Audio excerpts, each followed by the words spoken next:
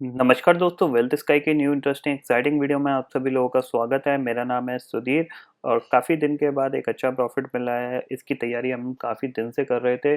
बीच में ऑलमोस्ट मैंने आपको मना कर दिया था कि ट्रेड करने की ज़रूरत नहीं है। जब तक निफ्टी 9100 से लेकर 9300 के बीच में ट्रेड कर रहा है, कोई आपको मोमेंटम नहीं मिलेगा। कल से एक मोमेंटम स्टार्ट किया हुआ था और उस मोमेंटम का हमें फ़ायदा मिला। जैसा कि मैंने आपको बोला था कि 8900 के नीचे आपको क्या करना है, एक कॉल लेके होल्ड करनी है। तो उसी कॉल को होल्ड करने पे एक अच्छा प्रॉफिट मिला है यहाँ पे और आज ऑलमोस्ट 3 लाख प्लस यहाँ पे प्रॉफिट मिला है। इस वीडियो में मैं आपको इस प्रॉफिट से ज़्यादा एक इम्पॉर्टेंट चीज़ समझाने की कोशिश करूँगा कि अगर आपको एक पोजीशन बना के काम करना है या एक इम्पॉर्टेंट सपोर्ट को चेक करना है या वहाँ पे पोजीशन बनानी है, तो आप किस तरीके से पोजीशन बना सकते हैं, इस चीज़ को मैं आपको समझाने की कोशिश कर रहा हूँ। तो जल्दी से आगे बढ़ते हैं वीडियो को और समझते हैं।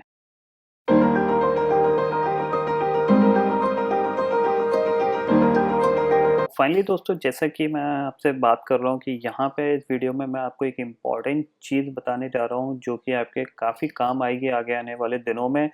इस इस पर्टिकुलर वीडियो से आप एक चीज़ समझोगे कि आपको एक मार्केट में अगर पोजीशन बनानी है तो आप डे टू डे पे फोकस ना करके आप थोड़ा सा लॉन्ग टर्म व्यू भी रख सकते हो और किस तरीके से आप इम्पोर्टेंट रेजिस्टेंस एंड सपोर्ट को प्ले कर सकते हो।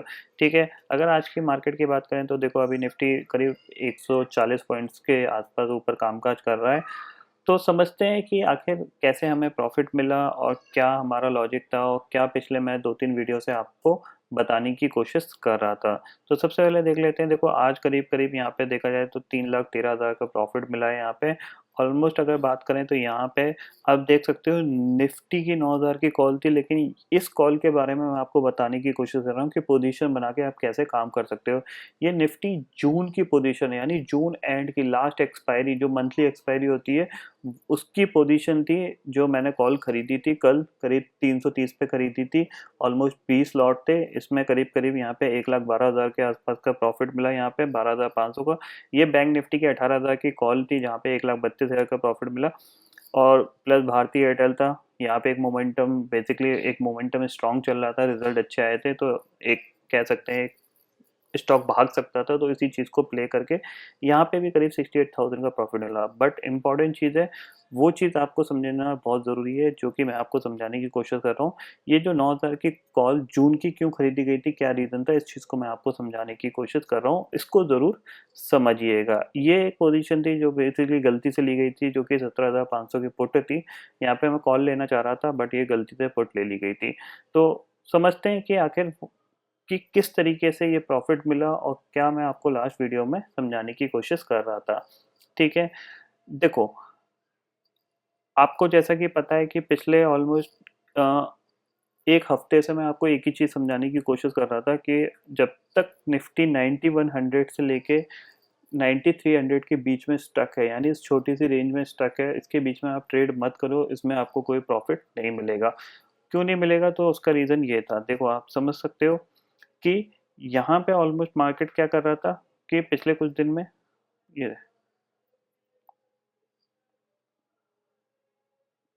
ये आप देख सकते हो, ये पिछले कुछ दिन में मार्केट इस छोटी सी नैरो रेंज में काम करने की कोशिश कर रहा था। ये रेंज और भी छोटी होती जा रही थी। अगर मैं इसको और यहाँ पे अंदर करूँ तो ये रेंज और छोटी होती जा रही थी। ठीक है, फिर क्या हुआ, कल कल इस रेंज का एक ब्रेक डाउन आया। जैसा कि मैंने आपको थर्सडे के वीडियो में बोला था, फ्राइडे के वीडियो में बोला था, आप चेक कर सकते हैं जाके वो वीडियोस, कि अगर आपको 8900 के नीचे मार्केट मिलता है या निफ्टी मिलता है तो आप एक पोजिशनल कॉल लेके काम कर सकते हो। वही चीज़ मैंने करी थी जिसका ये मेरे को प्रॉफ़िट मिला है। कैसे करी थी उस चीज़ को समझते हैं। देखो, क्यों मैंने बोला था आपको कि 8900 के नीचे अगर आपको निफ्टी मिलता है तो आप एक पोजिशनल कॉल लेके काम कर सकते हैं। क्यों? क्योंकि आप देख सकते हो ये एक इम्पोर्टेंट सपोर्ट है, क्लियरली दिख रहा है आपको। मार्केट ने कल इसी को टेस्ट किया। ये मैं ऊपर की सारी लाइनें हटा देता हूँ ताकि आपको क्लियरली समझ में आए। मार्केट ने कल इसी को टेस्ट किया, ठीक है? आप देख सकते हो इसको टेस्ट किया। अब ज़ाहिर-सी बात है ये एक सपोर्ट है, ठीक है? अब यहाँ से मार्केट को, भाई ज़ाहिर-सी बात है सपोर्ट है तो बाउंस बैक करना चाहिए। अब मुझे नहीं पता कि ये बाउंस बैक कब आएगा।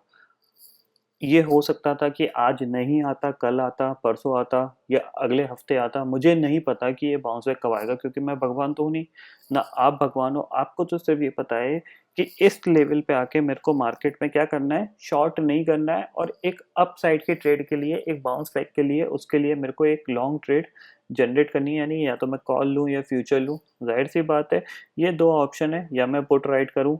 तो ये 3 ऑप्शन के ज़रिए मैं अपनी एक लॉन्ग ट्रेड बना सकता हूँ। ज़ाहिर-सी बात है, अब मैंने यहाँ पे क्या डिसाइड किया कि यहाँ पे मुझे नहीं पता कि मार्केट कब बाउंस बैक करेगा, तो मेरे को क्या चाहिए? मेरे को चाहिए कि मेरा रिस्क भी कम हो, और अगर मार्केट बाउंस करता है तो मेरा रिवॉर्ड भी मेरे को ठीक-ठाक सा मिल जाए, ठीक है? तो मैंने देखा कि निफ्टी की जो जून की, ये देख रहे हो, निफ्टी की जून की जो कॉल थी, कल क्लोजिंग के टाइम पे करीब-करीब ये 328 329 के प्राइस पे चल रही थी। तो मैंने इसको खरीद लिया। इसको खरीदने का सिर्फ लॉजिक इतना सा है कि इसकी एक्सपायरी है 25 जून की, ठीक है? आज चल रही है, कल कितनी थी, 18 तारीख। तो मेरे पास almost almost more than 30 days से ज़्यादा का टाइम है। समझ रहे हैं आप कि मेरे पास इतना अच्छा सफिशिएंट टाइम है कि मार्केट कभी ना कभी 200 300 400 पॉइंट का एक मोमेंट ऊपर की साइड दिखा सकता है, ठीक है? तो उसी मोमेंट के लिए, यानी मेरे को यहाँ पे क्या है कि मेरे फंसने के चांसेस थोड़े से कम हैं, गेन के चांसेस मेरे ज़्यादा हैं। बस फ़र्क सिर्फ इतना सा है कि वो गेन मेरे को किस दिन मिलेगा ये नहीं पता मुझे। तो मैंने इसको लिया, और मैं मार्केट के अपनी ये पोजीशन बना ली। अब इस पोजीशन में सिंपल सा लॉजिक क्या था कि प्रॉफ़िट कितना हुआ, करीब 1 लाख प्लस का प्रॉफ़िट हुआ। क्यों हुआ? इसके पीछे एक और लॉजिक है। इसके पीछे जो सबसे इम्पोर्टेंट लॉजिक है वो ये है कि सपोज़ करिए कि अगर आप ये पोजीशन बनाते हो, तो आप 1 लॉट खरीदते हो, 330 पे अगर आप 1 लॉट खरीदते हो, तो यहाँ पे आपको क्या है कि 330 पे आपने 1 लॉट खरीदा, तो आपको कितना अमाउंट देना पड़ा? आपको करीब-करीब 24,000 रुपए आपको अमाउंट देना पड़ा। सिंपल सी चीज़ है, 24,000 रुपए इतना बड़ा अमाउंट नहीं है जिसको आप इतने लॉन्ग पीरियड के लिए, अगर ये ईज़िली आप उसको होल्ड कर सकते हो, आपको ज़्यादा पैनिक करने की सिचुएशन यहाँ पे नहीं बनी होगी। अब मान लीजिए यहाँ से अगर ये और नीचे निफ्टी 8500 पे भी चला जाता है, तो इस कॉल की वैल्यू कितनी गिर जाएगी? मैं कहता हूँ 100 पॉइंट और गिर जाएगी। तो आपको लॉस कितना होगा? मैं कहता हूँ 10,000 का लॉस होने लग गया आपको इस पर्टिकुलर कॉल पे। 8500 निफ्टी पहुँच गया और 10,000 का कॉल हो होना है। मान लीजिए आपने यहीं पे एक फ्यूचर ले रखा है, तो आपको ज़्यादा लॉस होने लगेगा। आपका यहाँ पे मैक्सिमम लॉस कितना है? 25,000 का, जो कि अभी नहीं है, बहुत ज़्यादा टाइम के बाद है। आपके पास सफिशिएंट टाइम है। निफ्टी ऐसा नहीं है कि स्ट्रेट लाइन में नीचे गिरता चला जाएगा।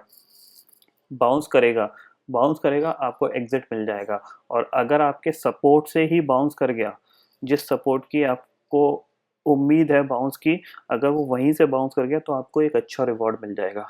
अब यहाँ पे ये पोज़ीशन मैंने आज इसलिए काट दी थी क्योंकि मेरे को ये कॉन्फिडेंस था कि निफ्टी 9050 के ऊपर नहीं जाएगा, इसलिए मैंने एक प्रॉफ़िट बुक कर लिया क्योंकि क्वांटिटी ज़्यादा है।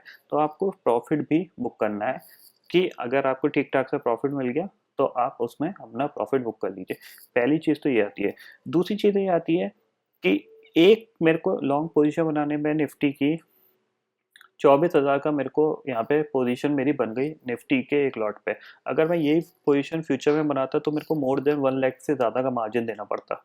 जैसा कि मैंने आपको बोल रहा हूँ कि अगर मैं यही पोज़ीशन फ्यूचर में बनाता और इस सपोर्ट को टेस्ट करता, तो उसके लिए मेरे को मोर देन 1 लाख से ज़्यादा का मार्जिन देना पड़ता 1 लॉट पे। तो वो कि बहुत ज़्यादा है, ठीक है? जब मेरे को पता है कि मेरे पास एक सफिशिएंट टाइम है और मैं जैसा एक्सपेक्ट करूँ, नो डाउट रिवॉर्ड्स फ्यूचर में ज़्यादा मिल सकता है, बट आपको ये देखना है कि मेरा रिस्क भी लिमिटेड हो, ताकि मैं अगर अपने रिस्क को कंट्रोल कर सकूँ, अगर ये नीचे भी जाता है तो मैं इसमें एवरेज आउट कर सकता हूँ बहुत ईज़िली। सिंपल सी चीज़ है क्योंकि मेरी पोज़ीशन में टाइम है अभी। मैं ऐसा नहीं है कि ये ऑप्शन एक ही दिन में डाइल्यूट हो जाएगा पूरा, जिस तरीके से वीकली में होता है कि पता ही नहीं लगता 80-80% 90-90% ऑप्शन ऐसे चले जाते हैं, पता नहीं लगता। तो वो चीज़ होती है। तो इसी चीज़ को समझाने की कोशिश कर रहा हूँ कि अगर आपका व्यू एक सपोर्ट और रेजिस्टेंस के पास मार्केट आ रहा है और वहाँ पे अगर आप पोज़ीशन बना के काम कर रहे हो, तो कोशिश करो थोड़ी-सी फार अवे वाली कॉल और पुट में आप बनाओ। बहुत से लोग क्या करते हैं कि जैसे कि मान लीजिए अभी निफ्टी 9,000 पे चल रहा है, ठीक है? आपको लगता है कि इस साल के एंड तक निफ्टी 12,000 टच कर सकता है, तो कोई दिक्कत नहीं है, आप निफ्टी ऑप्शन चेन पे जाओ, देखो निफ्टी ऑप्शन चेन पे जाओ, वीडियो थोड़ा लंबा हो रहा है बट फिर भी मैं आपको बताने की कोशिश करता हूँ कि ठीक है, यहाँ पे आप देख सकते हो कि ऑलमोस्ट ऑलमोस्ट आपके दिसंबर 31 दिसंबर 2020 तक के कॉन्ट्रैक्ट ट्रेड हो रहे हैं। ठीक है, अब अगर आपको लगता है कि निफ्टी इस साल के एंड तक 12,000 जा सकता है तो कोई दिक्कत की बात नहीं है। आप देख लो यहाँ पे कि जो सस्ती कॉल आपको दिख रही है, जैसे मान लो 10,500 की कॉल कितनी की चल रही है, 259 की चल रही है। ठीक है, आप इसको खरीद के रख लो। आपका इन्वेस्टमेंट कितना लगा यहाँ पे 259 में, कितना आपका 18-19 हज़ार का इन्वेस्टमेंट लगा। इसकी एक्सपायरी कब होगी, दिसंबर में जाके होगी। और अगर जब तक निफ्टी मान लो 12,000 पहुंच गया तो आपकी ये 259 की जो कॉल होगी इसका प्राइस प्राइस ऑलमोस्ट 800-900 तक जा सकता है। मैं कहता हूँ 500 भी चला गया तो आप इजीली आपके पैसे डबल हो गए। कभी भी अगर निफ्टी 12,000 13,000 तो मैं तो 500 भी एक्सपेक्ट कर रहा हूँ कि 500 भी चला गया। वैसे तो बहुत ज़्यादा चला जाएगा बट फिर भी चला गया। अगर मैं इसको चेक करूँ तो इस 259 की कॉल की हिस्टोरिकल वैल्यू देखूँ जब निफ्टी 12,000 पे ट्रेड कर रहा था। ठीक है, लास्ट 3 मंथ में इसका क्या,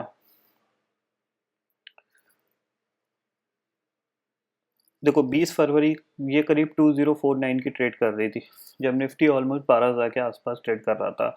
अब मैं कहता हूँ कि ये 250 की अगर निफ्टी दिसंबर तक 12,000 अगर आपका जा सकता है तो 250 की 500 600 700 800 तक इजीली हो सकती है। तो अगर आपका व्यू है, आप समझ रहे हो, अंडरस्टैंड कर रहे हो, तो आप इस तरीके से पोजिशन बना सकते हो अपने लेस रिस्क पे। आपको ज़रूरी नहीं है कि आप फ्यूचर लेके ही रखो और उसको कैरी फॉरवर्ड करो। आपकी ये पोजीशन बन गई, आपको इसको काटने की ज़रूरत नहीं है, रखे रहने दो। जब भी आपको ठीक-ठाक सा इसमें प्रॉफ़िट दिख जाए, आपको लगता है 10,000 मिल रहे हैं, मेरे को 5,000 मिल रहे हैं, 6,000 मिल रहे हैं, कभी ना कभी, तो आप इसको काट सकते हो। हाँ, इसमें वॉल्यूम कम होंगे, लिक्विडिटी कम होगी, बढ़ेगी भी धीरे-धीरे, घटेगी भी धीरे-धीरे। बट आपकी ये पोज़िशनल है, इसको आप डेली काट नहीं सकते हो कि आप डेली काट रहे हो, बना रहे हो, इसका कोई फ़ायदा नहीं है। आप एक डिसेंट सा प्रॉफ़िट उठाओ, उस प्रॉफ़िट में आपको जब मिलती है, तब आप इसको काटो।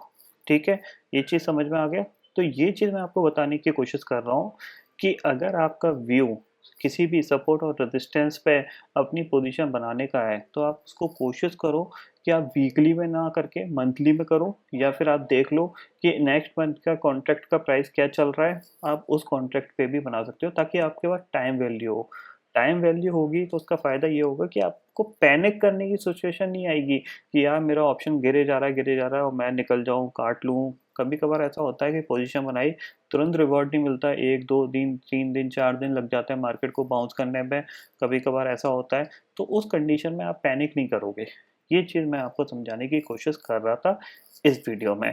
तो आई होप दोस्तों ये चीज़ आपको समझ में आ गई होगी कि अगर आपको पोजीशन बनानी है और कोई पोजीशन में आपका व्यू है तो उस व्यू को लेके आप किस तरीके से अपनी एक पोजीशन बना के काम कर सकते हो। उसमें आपको एक अच्छा रिवॉर्ड भी मिल जाएगा, पैनिक करने की ज़रूरत नहीं पड़ेगी और आप ईज़िली सस्ते में आप उसको बना सकते हैं। ये चीज़ आपको मैं इस वीडियो में समझा रहा था। तो आई होप दोस्तों ये पर्टिकुलर वीडियो इतना ही था। आई होप ये वीडियो आपको समझ में आ गया होगा दोस्तों। फिलहाल इस वीडियो में इतना ही है।